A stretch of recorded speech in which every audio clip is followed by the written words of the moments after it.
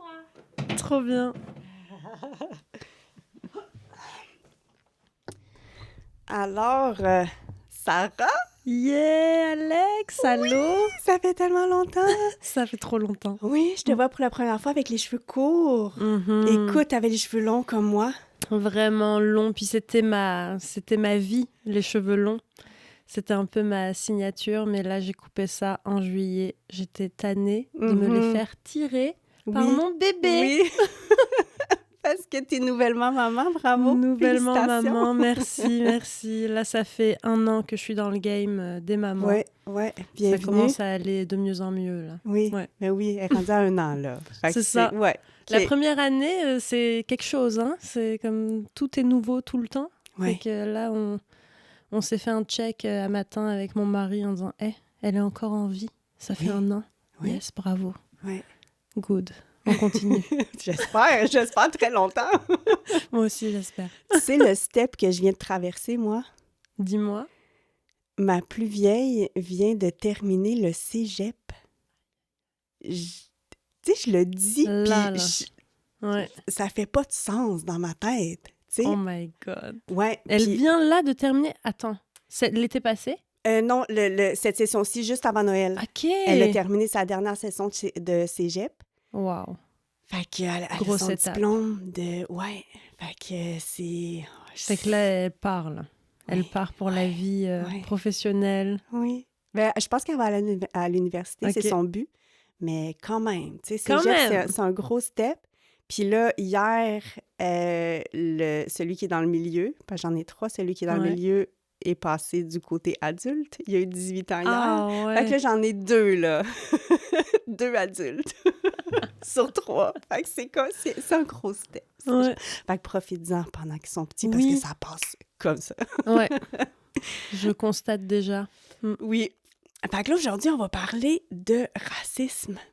Gros sujet, hein? Je suis si contente parce que j'en ai parlé il n'y a pas longtemps avec Matt, justement, celui qui vient de passer à l'âge adulte. Puis je lui demandais si lui avait été témoin de situations qui s'est senti mal ou peu importe. Puis il m'a dit que non. Puis moi, je vais avoir 45 ans. Puis j'ai pas l'impression que ça m'est arrivé non plus. Mais je sais que ça existe parce que tout le monde en parle. Mais quand j'y pense, tu sais qu'en 45 ans, j'ai pas eu... T'as pas été témoin non plus? Non, c'est ça. Fait que je me demandais, est-ce que c'est moi qui a pas, mettons, les yeux assez ouverts parce que je suis pas là-dedans? Tu sais, je suis une blanche privilégiée, puis je me rends pas compte nécessairement de qu'est-ce qui se passe quand je suis avec quelqu'un qui est plus sujet à ça. Ouais. Tu sais, c'est pour ça que je voulais qu'on en parle aujourd'hui, parce que... Avec plaisir. Oui, je suis sûre que c'est arrivé à plein de gens, tu sais, de ne pas se rendre compte de rien, mais que c'est présent. Oui, puis parfois, c'est subtil aussi, parce que parfois, on n'a pas conscience que c'est déplacé ou que c'est du racisme, que c'est blessant, que c'est des questions qui se posent pas et tout ça. Puis c'est plus le racisme ordinaire, tu sais, des micro-violences, des micro-agressions. Fait que ça passe un peu inaperçu quand tu le subis pas, quand tu le vis pas, ou quand t'as pas conscience que pour toi, c'est la première fois que tu poses cette question-là, mais pour la personne, c'est genre la 1000e fois qu'elle se l'a fait poser. Oui, c'est ça. Donc, comme tu dis, tu sais, je pense que c'est aussi aiguiser son regard, puis être capable aussi de voir que, ça peut être du racisme, dans le fond. Puis moi, des fois, j'ai un peu joué ce rôle-là quand je travaillais. Mettons, mon premier travail ici, à Sherbrooke, en tant que psychologue, c'était dans une école, dans 3 écoles primaires. Puis j'ai un peu joué ce rôle-là auprès de l'équipe, en disant, ça s'en est en ce moment. Puis c'est dur aussi à recevoir, tu sais, parce que quand tes intentions, elles sont pas là, non, c'est ça. C'est dur à recevoir. Fait que... Mais en même temps, je pense que c'est important de le nommer. Oui. Fait que je te le dirai en détail tantôt. Je te laisse me guider. Ben non, mais ça va, écoute. Si c'est quelque chose à dire, moi, je t'écoute. Mais oui, ben ça m'est arrivé, en fait, justement, cette situation-là, il n'y a pas longtemps, parce que j'ai écouté ton slam. Ouais. Comment on dit ça au féminin? Slameuse? On dit slameuse, on dit... ouais. Moi, Ok. slameuse, ça me va. OK. Très bonne en passant. Tu vas nous en faire un merci. tantôt. J'ai hâte de t'écouter live. Il était très bon. J'ai adoré t'écouter sur le racisme, justement. Puis tu parles de quand les gens te demandent à répétition, tu sais, d'où tu viens, tu sais, pourquoi, mettons, t'as les yeux, tu sais. Ben, moi, je l'ai fait, tu sais, mais pas négatif. Ben, mon but est pas négatif. L'intention est bonne, c'est de la curiosité, c'est envie de connaître la personne, c'est s'intéresser à l'autre. L'intention est belle. Oui. Ouais. Comme tu disais, tu sais, que c'était pas mal placé, tu sais, quand tu faisais une intervention, entre guillemets, tu sais, auprès de ton équipe. Mais moi, c'était quelqu'un qui travaillait avec moi, puis il avait la peau noire, puis il y avait encore un accent et tout ça, tu sais. Fait que j'étais intriguée. J'étais tu sais, puis je posais des questions, puis j'ai senti que ça l'a gossé. Puis là, j'ai dit, oh mon Dieu, mais... Puis après ça, j'ai essayé de me mettre à sa place, puis tu sais, de me faire demander, tu sais, moi, c'est la première fois que je le vois, c'est la première fois que je demande, tu sais. Ouais. Mais de se faire demander over and over, tout le temps, partout où tu vas, tu sais, ça doit être effectivement dérangeant. Ouais. Puis c'est la première fois que quelqu'un me le faisait ressentir. Puis j'ai trouvé ça difficile, encore une fois, comme tu as dit tantôt, tu sais, de recevoir ça parce que mon intention est tellement bonne. Tu sais, je veux dire, je fais des podcasts, j'aime ça parler aux gens, j'aime ça connaître l'histoire, j'aime ça, tu sais. Mais oui, fait que c'est difficile de... C'est ça. Ouais, puis... mais tu sais, moi, ça a commencé plus... C'est ça, moi, je suis née en France. Mes parents sont iraniens. Donc, ils sont arrivés en France, ils avaient 19 ans. Puis, ils m'ont raconté aussi leur histoire de, tu sais, comment ils se sont... Eux, ils voulaient vraiment s'intégrer. Tu sais, ils sont arrivés, ils étaient jeunes, ils se connaissaient déjà, ils étaient déjà ensemble en Iran, mais ensemble entre gros guillemets, parce que, ben, voilà, c'était jamais embrassé, ils s'étaient jamais tenu la main, mais ils étaient ensemble. Ils ont immigré ensemble, puis ils se sont mariés en France et tout ça, ils ont commencé leurs études en France.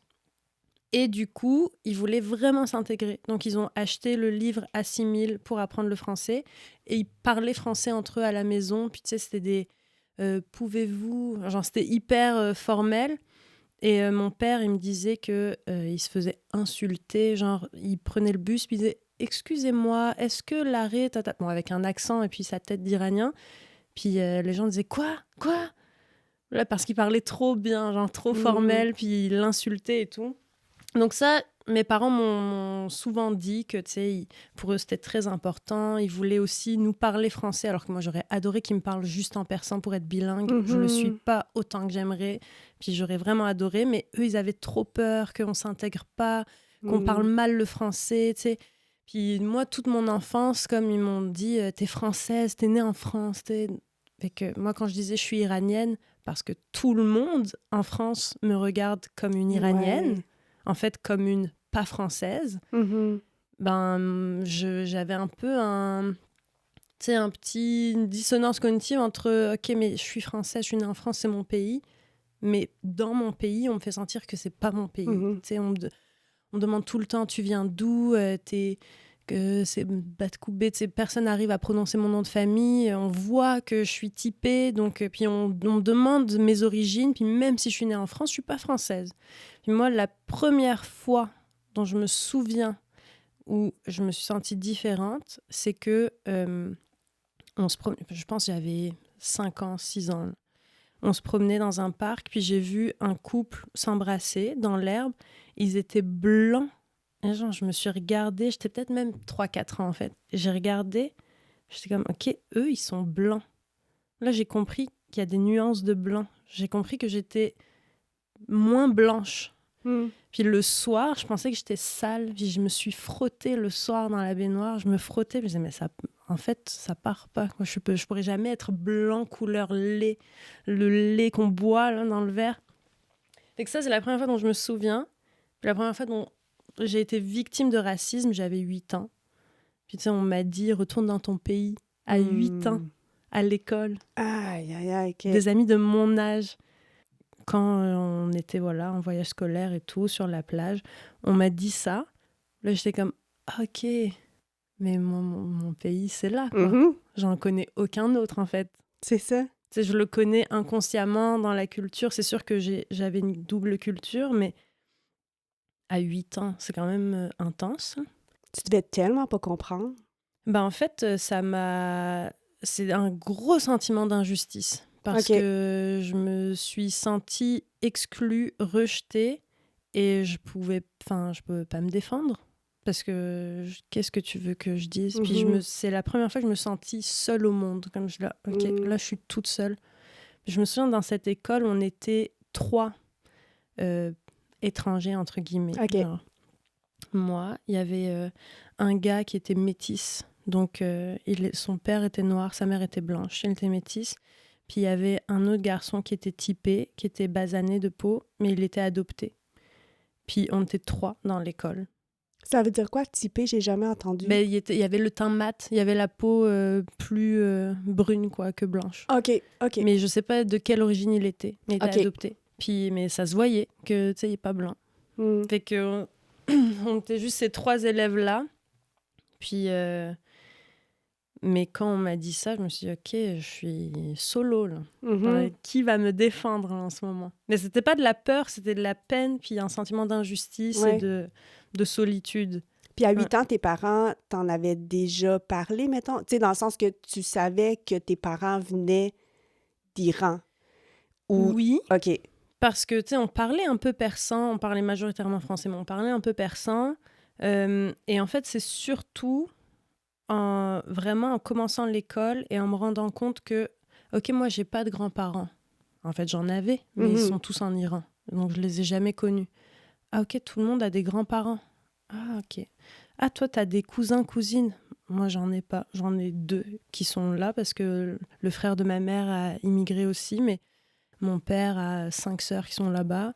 Et en fait, puis là, je dis 5 sœurs, je sais même pas si j'ai le bon nombre. En tout cas, je les connais pas. Je les ai jamais vues. Donc, je sais que j'ai plein de cousins, cousines que je connais pas. Une grande partie de ma famille à laquelle j'ai pas accès. Donc ça, je me suis rendu compte que j'étais différente parce que tout le monde parle de sa mamie, son papy, et moi, c'est des concepts abstraits. C'est tellement des concepts abstraits que j'ai manqué beaucoup d'empathie quand mes amis pleuraient parce que leur grand-mère était morte. C'est une peine que je comprenais pas. J'étais comme, elle est vieille. Genre. J'étais vraiment pas empathique. Genre, je catchais pas le truc, tu sais. Puis, c'est ça. Pareil, nous, on fêtait pas Noël. Mais ça, c'est pas tant parce qu'on est iranien, plus parce qu'on est bahaï, et que c'était pas notre fête à nous. Donc, tout le monde parle de ça, avec des cadeaux et tout. Moi, j'étais un peu out, quoi. Fait que c'était ça. Mes parents voulaient pas qu'on se sente trop différents, donc on faisait comme un repas en famille, mais on n'avait pas de cadeaux. Puis nous, notre nouvel an iranien et bahaï, le 21 mars, là, quand on était petits, ils nous ont fait des fois des cadeaux, mais normalement... Mais c'est juste pour dire, notre Noël à nous, c'est ça. Fait que c'est des petites choses comme ça qui m'ont fait sentir que on n'était pas des vrais Français. On n'était pas comme tout le monde. Puis c'est quand que t'es arrivée ici? Mon premier séjour au Québec, c'était en 2012. C'était juste pour un échange. Je voulais terminer ma maîtrise et faire un stage à l'étranger. Donc, c'était un stage de quelques mois. C'était prévu de même. Après ça, j'ai fait plusieurs démarches pour revenir, pour immigrer, faire l'équivalence de mon diplôme de psy. Mais officiellement, je suis revenue en 2018, été 2018. Arrête! À Sherbrooke, ouais. Fait que ça faisait juste 1 an quand je t'ai rencontrée? Ça faisait juste 1 an, mais je connaissais Sherbrooke depuis 2012. Donc, en fait, quand je suis arrivée en 2018, j'avais ma gang, tu sais, j'avais déjà des contacts, j'avais fait quelques allers-retours, en fait. Fait que je connaissais beaucoup de monde déjà. Ah, je savais tellement pas, mon Dieu! Ça me surprend! OK, wow! Hey, moi, je pensais là, que ça faisait des années là, que t'étais dans ma établie. tête, ça faisait 6 ans. Genre. Mais réellement, officiellement, avec les bons papiers d'immigration.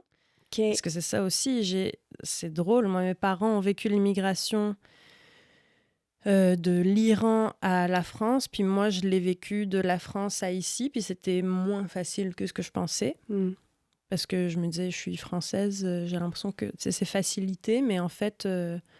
c'est quand même sévère pour entrer, pour refaire son diplôme et tout. Donc, moi, j'ai bataillé un peu avec l'immigration pendant je te dirais, c'est ça, 5 bonnes années avant d'arriver en 2018 en tant que résidente permanente, où là, je suis légale. Puis je peux commencer ma vie ici. Puis ça serait quoi les petites choses, tu sais, comme on parlait tantôt, qu'on se rend pas nécessairement compte, nous? En vrai, en France, c'est beaucoup de considérer, de prendre pour acquis que je suis pas née en France, ou de prendre pour acquis que j'ai des choses à raconter, je viens d'ailleurs, etc. Mais mettons, en France, au bout d'un moment, j'ai donné mon... Parce qu'il y en a ici aussi, mais c'est pas les mêmes. Je vais tout te dire. Mais en France, à un moment, j'ai déposé un dossier officiel. C'était un document pour l'aide au logement. Fait que c'est une aide financière quand tu es étudiante. Ils te remboursent une partie de ton loyer. Donc, c'est un papier full officiel. La première ligne, c'est nationalité. Fait que tu mets ta nationalité. Moi, nationalité française et tout ça. Ensuite, nom, prénom, date de naissance, machin. Et puis, il y a plusieurs pages. Puis, j'arrive à ça s'appelle la CAF. Puis, j'arrive au guichet. Je donne à la femme mon dossier. Puis, elle le prend. Puis, elle me dit « Ah, et vous êtes ici pour les études ?» Et je suis là... Puis tu sais, ça c'est dans ma ville, c'est là où je suis née, j'ai grandi, je fais mes études là. Là je comprends même pas en fait. Je bug un peu. Puis je dis non, je comprends pas. Là elle me dit vous retournez au bled après. Puis là il faut savoir que elle c'est une blanche. Puis bled, ça veut dire le pays, le village, mais c'est pas un mot français. Donc, quand entre maghrébins, tu sais, on va dire, ouais, le bled, c'est correct, mais là, c'est un peu comme dans la bouche d'une blanche, ça passe mal, je trouve. Puis, elle me dit, vous retournez au bled après? Et là, je suis comme, je comprends de moins en moins, mais j'arrive même pas. En fait, je suis, tu sais, stupéfaite. Là, j'arrive pas à réagir.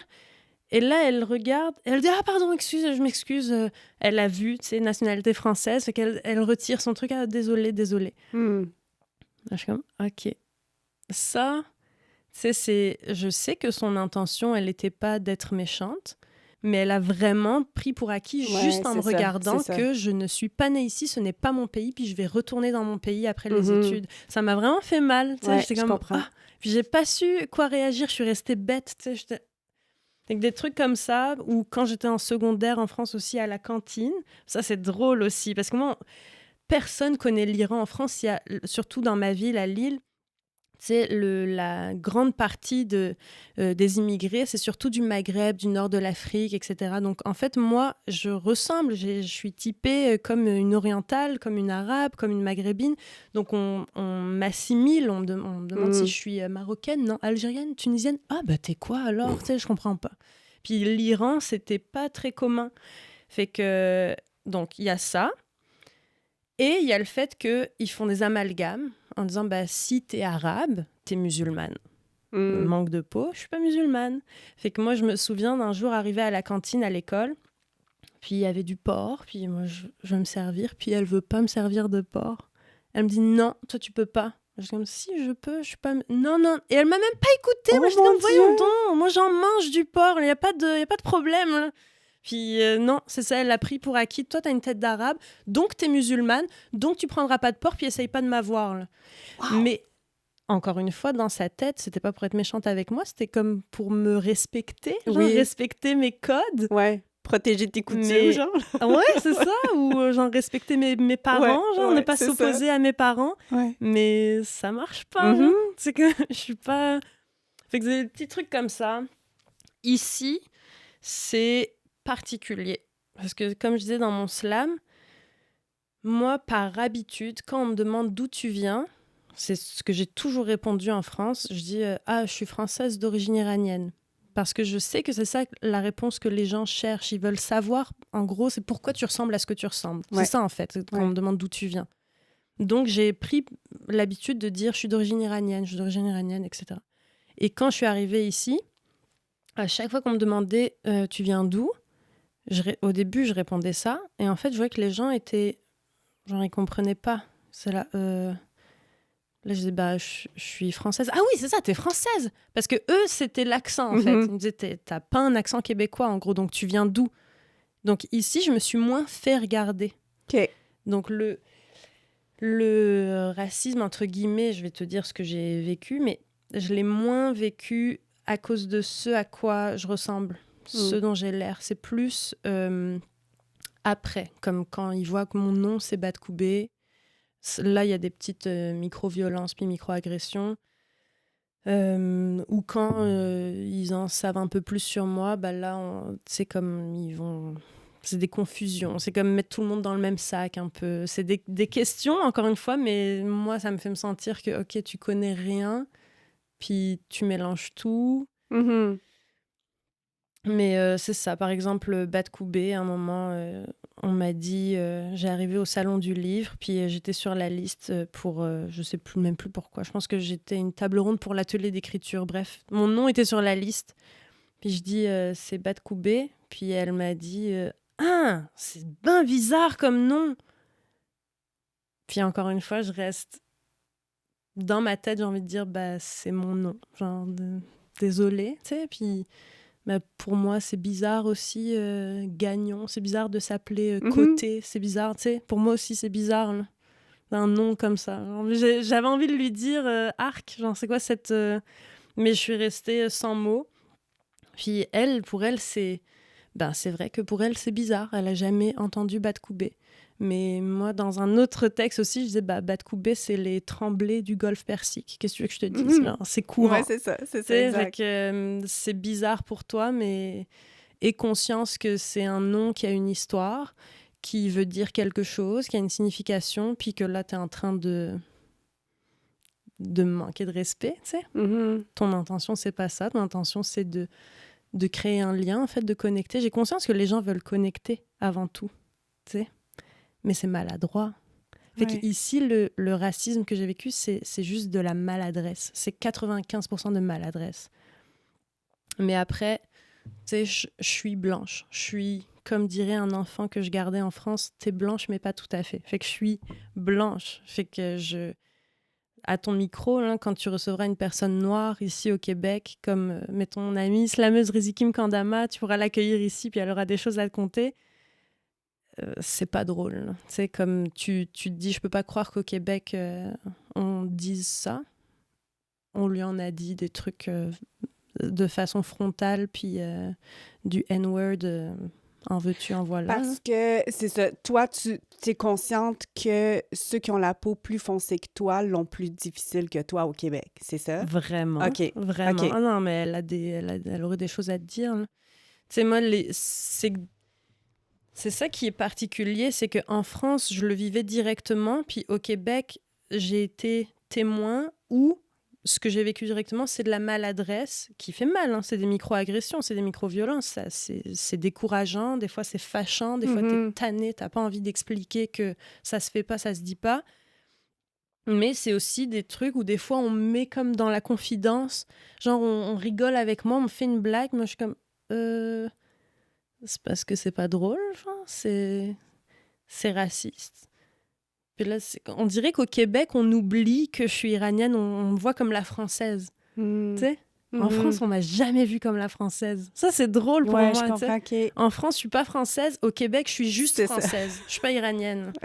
Il y a même une fois un gars qui m'avait dit « Ah, tu ressembles à une fille ben de chez nous. Avant que tu parles, je pensais que tu étais une fille ben de chez nous. » Là, j'ai compris que, tu sais, certainement que je ressemblais à une type autochtone, mettons. Tu sais. Fait que ben de chez nous, c'est pas vraiment chez toi, dude, mais ok. Je comprends ce que tu veux dire. Ouais. Mais avec des trucs comme ça, justement à l'école où je travaillais, l'école primaire, ça, là, c'est pas passé. Donc moi, je suis psy, il y a la TS, il y a la directrice d'école, il y a l'orthopédagogue et tout. Puis, on discute des élèves, des cas particuliers et tout. Mais c'est une école à Sherbrooke qui a accueilli beaucoup d'enfants réfugiés, de familles demandeurs d'asile, donc beaucoup de populations immigrantes. Donc moi, je me serais attendue à ce qu'on ait une sensibilité à ça. Ben oui. Parce que, peut-être qu'ils sont arrivés d'un parcours un peu chaotique. Et ils doivent tout reconstruire et tout ça. Ouais. Donc là, les enfants arrivent à l'école. Nous, on discute. Puis, il disait, ah ouais, non, mais un tel a griffé un tel. Mais bon, chez eux, c'est normal. Moi, je suis comme... Quand l'enfant s'appelle Tremblay, elle dit pas ce genre de remarques, alors que lui aussi, il mord, il tape, il griffe. Alors que... Et là, elle va dire, ah oui, machin, elle donne le nom de famille à consonance étrangère. Les enfants sont noirs, mais ils ont 6 frères et sœurs. Ouais, mais chez eux autres... attends, il y a 10 minutes, tu viens de dire que Tremblay, les 9 enfants sont venus dans l'école. 9, là, t'as pas dit chez eux autres... C'est correct, ça. Puis ça m'agaçait, des doubles standards tout le temps. Puis quand la famille est noire, quand le nom sonne arabe, là, on passait des remarques, des généralités et tout. Là, moi, j'étais témoin de ça. Puis au bout d'un moment, elle donne un nom de famille. Puis là, toute la table rigole, commence à faire des jeux de mots et tout. Alors déjà, moi, je me sentais pas bien du tout. Et vraiment, quand je dis je shut down, c'est qu'on dirait que je suis un peu en dissociation. Je suis là, je suis pas là. J'arrive même plus à me concentrer. Je suis comme juste en train de penser à ça, puis qu'est-ce que je dois faire, puis j'arrive pas à agir. Là, je m'en veux, je suis fâchée. Puis je suis comme... Puis elle me regarde, ma collègue, elle me dit, il y a pire que Batkoubé, hein. Donc là, c'est comme, je te rajoute un petit truc. Non seulement je te prends un peu en confidence, genre je rigole avec toi sur le dos d'une famille qu'on accueille, et en plus, aller un petit coup sur Batkoubé. Ouais. Puis toute l'année, j'ai rien dit. À la fin de l'année, j'ai fait un bilan avec ma directrice, puis je lui ai dit. J'ai dit... Puis elle dit, non, mais tu comprends, on n'est pas raciste, mais... Puis là, je suis comme... Puis elle dit, ah, mais c'est que pour nous, c'est drôle, comme non, on n'a jamais entendu. Je dis, ok... D'accord, t'as jamais entendu, pour toi c'est drôle, mais ça a une signification, ça veut dire quelque chose. Et en plus, si tu rigoles comme ça avec tes collègues dans cette petite salle sur le nom de famille, moi je suis persuadée que ça a un impact quand tu accompagnes cet enfant ou cette famille-là. Moi je suis persuadée que ça reste dans un coin de ta tête que hier tu t'es moqué d'eux, tu sais. Comme ça, tu peux pas faire ça. Tu peux pas être une terre d'accueil, de refuge, d'asile et être à tel point insécurisant pour les personnes qui vont arriver, tu sais. Que dans leur dos, tu te moques d'eux, mais ça a un impact. Énergétiquement, ça a un impact. Puis ça, c'est pas passé. Tu sais, elle a vraiment eu de la misère à l'entendre.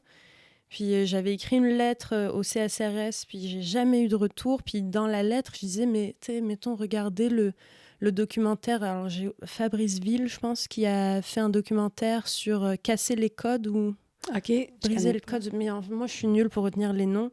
Mais il parle des codes que les enfants d'immigrés ou les immigrés, donc immigrés second degré ou premier degré, intègrent. Comme il faut être un bon immigré. Donc, il faut être poli, il faut sourire, il ne faut pas se fâcher si on nous fait une agression. Comme... Oh mon Dieu, OK. Donc, j'avais suggéré, est-ce qu'on peut regarder ce documentaire? Est-ce qu'on peut se former, nous, les professionnels? Parce qu'en fait, c'est ça qui va arriver. On va être confronté à des populations nouvelles arrivantes. Puis, il faut qu'on soit bienveillant, en fait. Il faut qu'on ait conscience, qu'on ait plus de sensibilité et tout. Oui. Mais c'est vraiment de l'apprentissage aussi, tu sais, parce que... je fais un parallèle, là, c'est pas le racisme, mais tu sais, Matt, il est trans, mais c'est tous des termes que, tu sais, je l'ai offensé plus qu'une fois, puis c'est mon enfant, puis je veux pas l'offenser, mais c'est de l'apprentissage, c'est quelque chose qui, moi, m'est inconnu, tu sais, puis des fois, j'avais une conversation avec lui, puis je disais, la tournure de phrase était pas correcte, ou, tu sais, le mot que j'employais, ou, tu sais, puis ça le blessait. Puis après ça, on avait une discussion. Puis là, je comprenais. Mais tu sais, c'était lui qui m'éduquait, en fait. Tu sais, sur cet aspect-là de sa vie. Fait que j'imagine que c'est la même chose. Tu sais, c'est ça, nous, on connaît pas ça. Tu sais, on n'a jamais, comme, immigré dans un autre pays. On n'a jamais, tu sais. Non, t'as raison, c'est ça. Moi, je trouve que le parallèle est vraiment bon parce que tu sais, on peut... tantôt, je voulais dire ça, justement, tu sais, que quand on parlait de tu disais, moi, je m'intéresse aux gens, tu sais, j'anime des podcasts, j'ai envie de connaître l'histoire de la personne, je pose des questions. Puis le parallèle qui m'était venu, c'était un peu pour tout. Franchement, on peut élargir ça à tous les domaines. Ça peut être des blessures pour, tu sais, mettons, moi là, je vais te parler de la grossesse parce que c'est une expérience récente.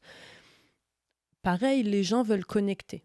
Ils veulent vraiment connecter. Donc, t'es enceinte, combien de mois? Et là, ils vont commenter. Et c'est pas pour être méchant, mais ils vont dire c'est une grosse bédaine. Ou ça se voit pas que t'es enceinte de 7 mois, on dirait que t'es enceinte de moins. Ouais, mais là, t'as-tu des jumeaux? C'est un gros. Tu sais. Et en fait, on sait pas comment ça résonne pour la personne. Mettons, si moi j'ai un trouble du comportement alimentaire ou j'ai des troubles de l'image corporelle, ça va m'affecter, ça va me trigger. Et en fait, pour la personne, c'est vraiment je m'intéresse à toi, j'ai envie de connecter avec toi. C'est ma façon à moi de te montrer de l'amour, en fait. Tu vois. Et donc, le parallèle que je voulais faire, c'est que souvent, je me dis, j'en parle pas, enfin, je vais essayer de pas poser de questions tant que la personne n'amène pas le sujet. Ouais. Mais pour tout, tu sais, comme... Fait que oui, ça peut être la couleur de peau ou l'accent, mais j'en parle pas si la personne ne l'amène pas. Parce que je sais pas comment ça résonne pour elle. Il y a des personnes, elles vont jamais s'offusquer que tu leur demandes d'où elles viennent. Non, c'est ça. Tu sais. Ouais. Puis il y a d'autres personnes qui, peut-être, ou ce jour-là, ce moment-là, vont être tannées. C'est peut-être la fois où ça passe pas aujourd'hui, tu sais. Ou j'en ai marre, tout le monde me dit ça. Ça dépend du vécu de chacun. Le poids, l'apparence... C'est comme récemment aussi, mon mari me disait « un tel, es-tu enceinte ?» Parce que moi, je suis comme ça, c'est des questions qu'on peut pas poser. Si la personne en parle, on lui... Ouais. Si la personne dit « Ah ouais, mettons, comme là, j'ai un début de grossesse, ok, ou j'ai pas perdu mon poids de grossesse, peu importe. » Mais tu sais que c'est des questions que tu poses pas parce que tu peux blesser, en fait, alors que ton intention, c'est pas du tout de blesser. Ouais. Donc bref, c'est pour ça que je disais le parallèle, c'est avec tous les sujets. Là, toi, t'es maman d'un enfant trans, tu as dû l'apprendre aussi. Il y a des choses qui doivent se déconstruire et des choses que tu dois intégrer, apprendre. Et c'est sûr que c'est pas facile. Ouais. Puis t'as raison, moi je suis d'accord avec toi. C'est comme vraiment l'apprentissage. Puis même j'aime ça, voir ça sous cet œil-là parce que en fait, on apprend ensemble, on grandit ensemble. Moi, mon objectif, c'est que on est... Dans ma pensée, on est tous de la même famille humaine, tu sais, il n'y a pas de race, c'est la race humaine, on est tous pareils, fait qu'on doit juste apprendre à faire preuve de plus d'empathie, se mettre à la place de l'autre. Puis c'est pas grave de se tromper, mais au moins on peut reconnaître, puis prendre soin, tu sais, s'excuser ou dire désolé, j'avais pas conscience que c'était blessant, puis apprendre. Ça, je pense que c'est important, on n'est pas parfait, tu sais, on va... Même moi, j'en ai des biais racistes, j'en ai des biais sexistes, puis je me considère comme féministe. Tu sais, j'en ai des biais, j'en ai des préjugés. On en a toutes et tous, je pense. Fait que c'est important de le reconnaître, puis de faire preuve d'humilité, d'écoute, de pas vers l'autre. C'est comme ça qu'on apprend, en fait. Puis, tu sais, on parle du racisme, mais je pense que, tu sais, c'est de la discrimination en soi, tu sais, je veux dire, que ça soit l'apparence physique, que ça soit juste le fait d'être une femme, que ça soit la couleur de peau, que ça soit, tu sais, tout ça, je pense que chaque personne le vit à sa façon, tu sais. Toi, ça a été le racisme, mais je suis sûre que t'en as eu autant parce que t'étais une femme. De sexisme, oui, non, c'est ça. C'est ça. Mais tu sais, c'est là où c'est intéressant, le terme racisme systémique, le mot systémique, il est vraiment, vraiment important. Parce que... je suis d'accord, encore une fois, sur le fait que tout le monde est unique, tout le monde a une histoire riche, tout le monde a plein de facettes. Et en fait, je pense que tout le monde a déjà vécu un sentiment d'être discriminé injustement, de subir des préjugés, voilà, d'être jugé trop vite, d'être rejeté, exclu pour ça. Tout le monde l'a déjà vécu, j'en suis certaine. Ce qui est intéressant, c'est le mot systémique. Parce que là, on parle de violences qui sont banalisées, de discriminations qui sont répandues, qui sont généralisées, qui font partie du système, qui font partie de l'embauche, qui font partie de... c'est comme pour les femmes aussi, c'est tout un système qui protège mal les femmes, qui véhicule des idées sexistes, qui véhicule une culture du viol. Fait que ça, c'est aussi important de le voir à cette échelle-là. Après ça, il y a des violences qui tuent. Puis l'homophobie, ça tue. La misogynie, ça tue. Le racisme, ça tue. Il y a des choses qui sont plus... Le niveau, l'intensité... Là, on parle d'autres choses aussi.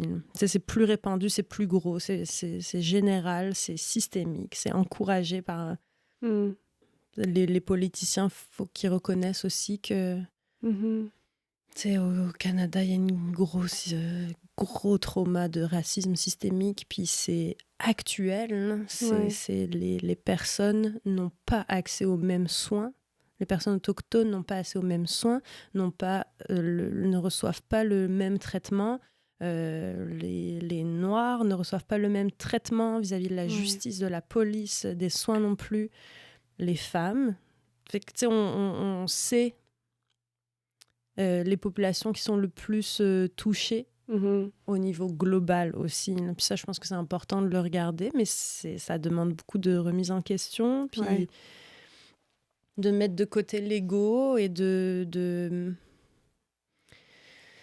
Tu sais, ça, c'est des systèmes qu'on peut changer, dénoncer. Et à notre échelle, je pense que c'est important de rester des humains à l'écoute de l'autre et puis désireux d'avancer et juste de pas de prendre soin des uns des autres. Tu vois, si on se rend compte qu'on a été blessant, juste d'essayer de réparer puis de prendre soin des uns des autres. Ça, c'est ce qu'on peut faire à notre échelle de tous les jours, puis aussi s'informer. Je me souviens justement dans mes discussions avec Riziki, elle, ce qu'elle me disait, c'est... Puis elle avait écrit un slam là-dessus, donc juste après, il y avait les manifestations de soutien après le drame de George Floyd qui avait été assassiné par la police. Puis elle disait, moi, je suis fatiguée aussi. Et là aussi, ça part d'une bonne intention. Les gens qui disent, ah, Riziki, genre, explique-moi alors. Tu sais, je veux savoir, je veux m'améliorer, explique-moi. Comme je suis fatiguée, c'est pas mon métier de t'expliquer. Ouais, je comprends, Moi, je suis une jeune femme noire qui essaye de faire de son mieux, puis de se construire, de se réaliser, de vivre, de survivre parfois. Puis j'ai pas le temps, non, j'ai pas l'énergie, en plus de tout ça, d'aller t'éduquer. Tantôt, tu parlais, tu sais, de ceux... Je me rappelle plus c'était dans quel contexte tu l'as dit, mais qu'il avait assumé qu'il se faisait battre, mettons, à la maison.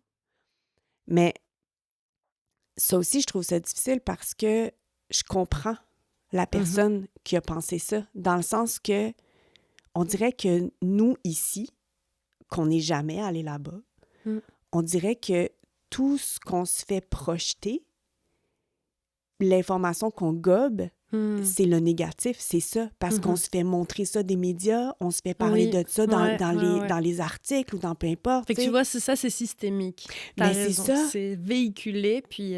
Fait que c'est difficile que notre cerveau aille ailleurs parce qu'on est tellement bombardé de cette information-là que c'est sûr que quand quelque chose arrive, ben toute l'info me repop dans la tête. Puis j'ai pas de beau. Parce que je me fais pas montrer de beau de ce pays-là, mettons. Je comprends. T'sais? Fait que... Puis mais je sais qu'il y en a du beau.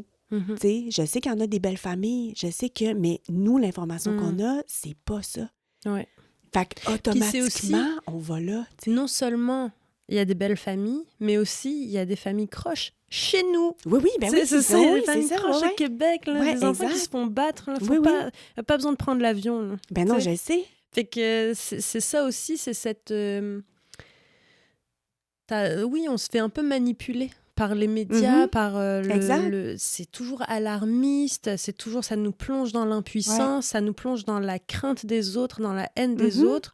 Bon, la solution, c'est quoi? C'est d'aller à la rencontre des uns et des autres. La meilleure façon de combattre l'ignorance, c'est de se rencontrer, de se parler. Puis souvent, d'ailleurs, c'est des phrases que les personnes racisées ont beaucoup entendues. Hey, j'aime pas les Noirs, mais toi, je t'aime bien. J'aime pas les Arabes, mais toi, je t'aime bien. Tu sais, mais qu'est-ce que ça veut dire, ça? Ça veut dire que si tu apprenais à connaître plus de personnes noires autour de toi, en fait, tu sais, il y a des Noirs que t'aimes pas, comme il y a des Blancs que t'aimes, puis des Blancs que t'aimes pas, là, c'est tout. Ouais. Mais ça, c'est une phrase que, tu sais, on a pu entendre souvent. Hein, j'aime pas un tel, mais toi, je t'aime bien. C'est vrai. Parce qu'on se connaît, dans le fond. Il faut juste qu'on se connaisse, tu sais. Mm-hmm. C'est parce que tu connais pas, on a peur de ce qu'on connaît pas. Oui. Entre le racisme puis le sexisme, lequel t'as le plus puis lequel te dérange le plus? Plus de sexisme. Je pense que ça me dérange plus le sexisme parce que c'est plus fréquent. OK. Puis, ça me fait réagir au quart de tour. Parce que peut-être que tu sais, le racisme, des fois, je me sens vraiment en minorité. Donc, je l'ouvre pas trop, peut-être. J'ai peur, tu sais. Mais là, les femmes, ça touche toutes les femmes. Mm-hmm. Fait que je suis pas en minorité là, quand je vis du sexisme. Fait que peut-être que là, j'ose plus sauter à la gorge des gens puis en parler. Ouais. Ça m'énerve beaucoup. Mm-hmm. Ouais. Parce que tes slams, ça tourne autour du... peut-être pas la discrimination, mais tu sais, de sujets pas tabous non plus. On dirait que je sais pas comment l'exprimer, mais tu sais... Ben si, un peu tabou, discrimination sur les violences, tu sais, comme des violences sexuelles, le harcèlement sexuel, le tabou, mon slam sur les règles que j'ai tourné. C'est ça, t'en avais fait un sur les... Oui, bon, moi, je dis calypso, mais c'est calypso. Mais... sur les menstruations, ben voilà. Oui, c'est ça, tu sais, fait que c'est quand même tabou, tu sais. C'est ça, c'est tabou.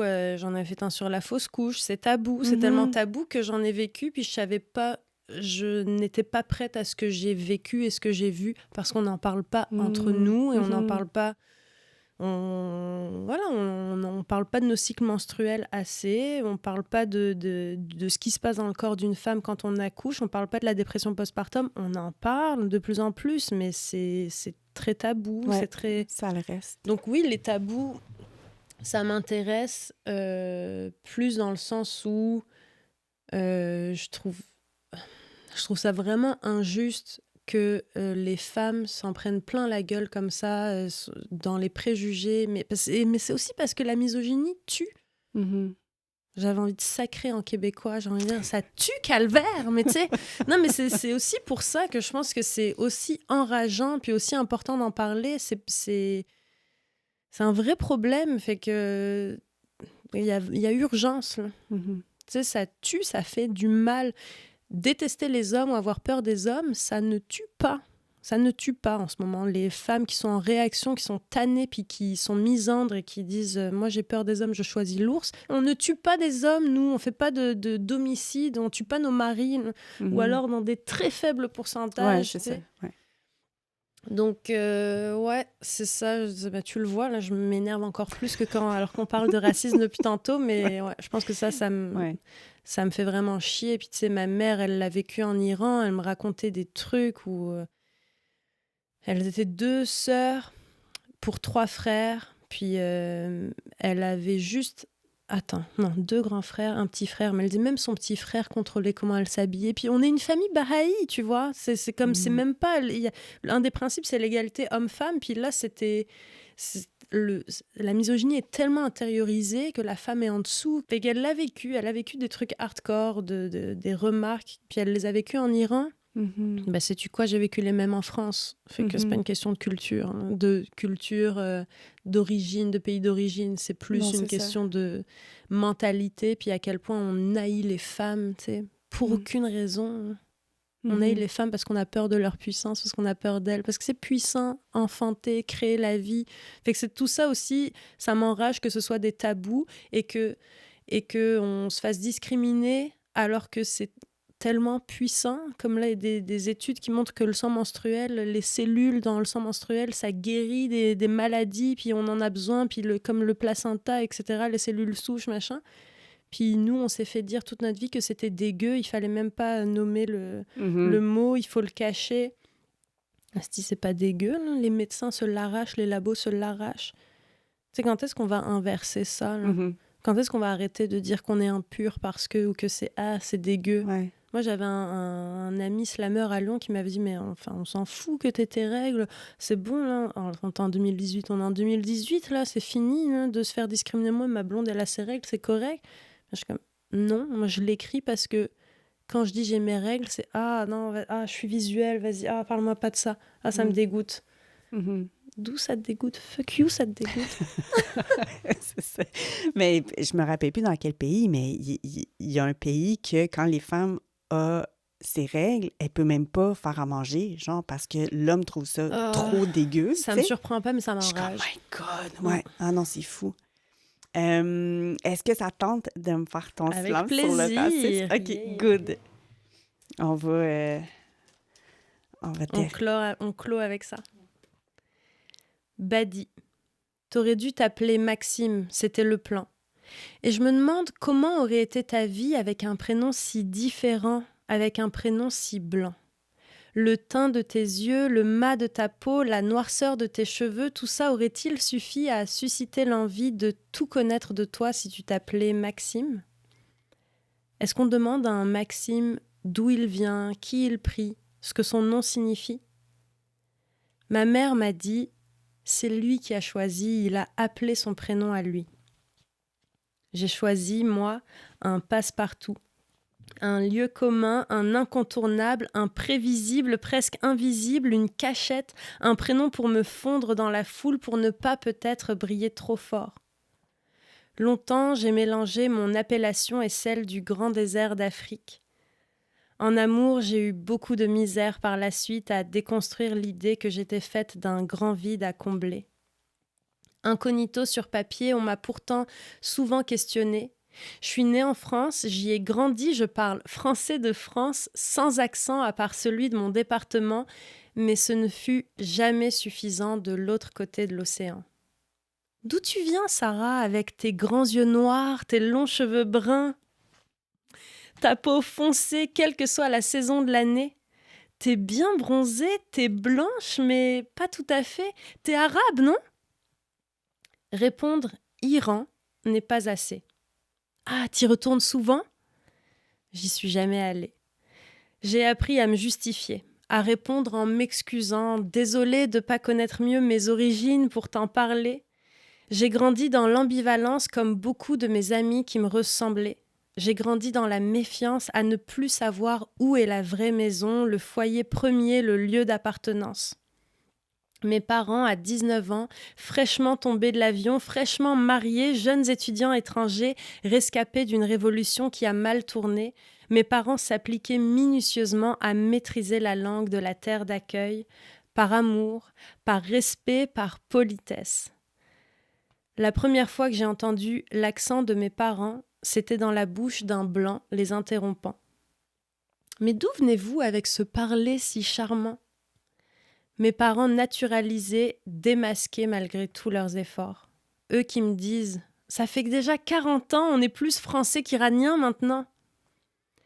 J'ai grandi dans l'approximation, dans la déduction de mes pourcentages, dans l'appréhension de mes codes chancelants, dans la compréhension de mes différences, les évidentes et les sous-jacentes. Être né en France, pour moi, en France, n'était jamais suffisant. Oui, bon, toi, ok, mais tes parents? C'est en persan pourtant que j'ai un accent. Il m'aura fallu voyager jusqu'ici pour qu'on me décrive enfin comme la Française que je suis. Qu'on me définisse ainsi sans me poser plus de questions. Au Québec, étrangement, j'ai gagné la légitimité de ma nationalité.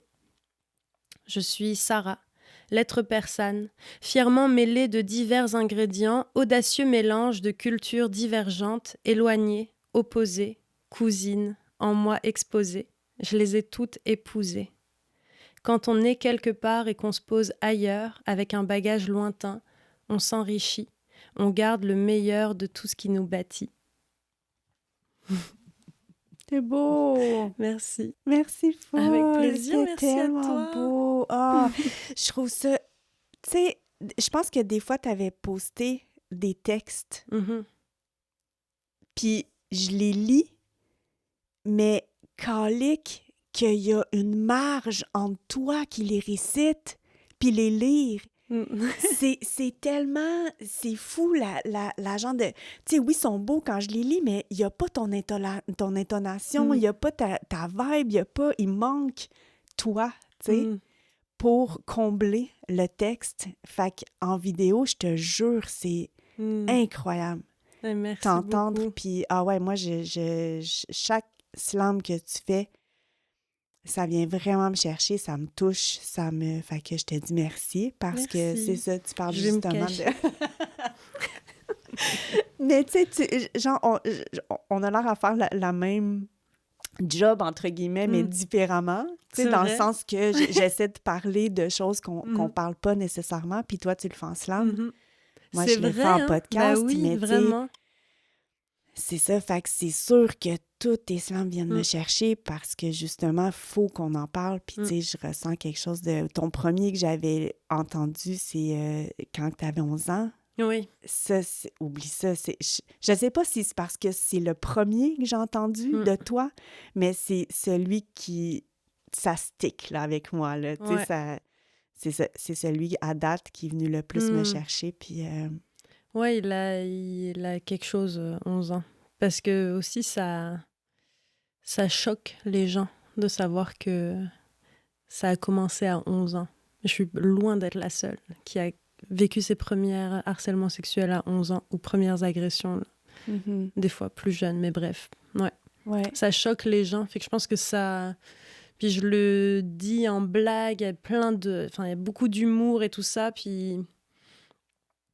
Je pense que ça fait que ça accroche aussi jusqu'au bout pour après te prendre une petite claque de « ouf, OK ». Puis pourquoi tu t'es appelée l'être persane? Parce que je suis très fière de mes origines iraniennes. OK. En fait, à Lyon, tout le monde avait, dans le milieu du slam à Lyon, tout le monde avait un petit pseudonyme, un petit blaze, un nom d'artiste. Et moi, je m'étais appelée La Persane. Puis l'animateur des soirées, qui s'appelle Slamouraï, est venu me voir en disant « ce serait cool d'en profiter pour faire un petit jeu de mots, un petit clin d'œil à l'œuvre de Montesquieu, Les Lettres persanes ». Gros pavé que je n'ai jamais réussi à lire parce que il me saoule. Donc, c'est devenu Lettres persanes. OK.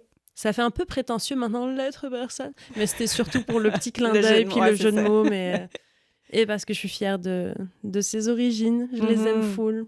Mais Slamouraï... Wow. Slamouraï, hein? Ah ouais, moi je lui disais, Slamouraï, c'est bien. Puis je voulais plus l'appeler par son prénom. J'étais comme Slamouraï, tu peux m'appeler Jérémy? Non, c'est Slamouraï jusqu'à la fin de mes jours. C'est bon, hein? Il y a beaucoup de bons noms d'artistes. Ouais. Il y avait Barbiturique, il y avait Versin Rhétorique. Écoute, il se faisait plaisir à Lyon, là. Clin d'œil à tout ce monde-là. Ça me fait penser au nom de drag queen. Oui, aussi, c'est vrai! Ils ont tout le temps des noms comme ça. Trouver quelque chose de fort, tu sais, que tu n'as pas oublié. Oui. Ouais. Avec plein de références. Ouais, exact. Fait que je vais mettre... T'es sur YouTube, en fait? Oui. Pour ton slam? OK. Fait que je vais mettre le petit lien dans le podcast parce que je vous jure, ça vaut la peine. Merci, Paul, Sarah! Merci, Alex! Je suis tellement contente de t'avoir revue. Oui, merci d'être venue jusqu'à moi. C'est beau, c'est magnifique. Venez raconter vos histoires uniques ici, c'est trop beau. Ben, je t'aime. Moi aussi, merci, Paul. Bye.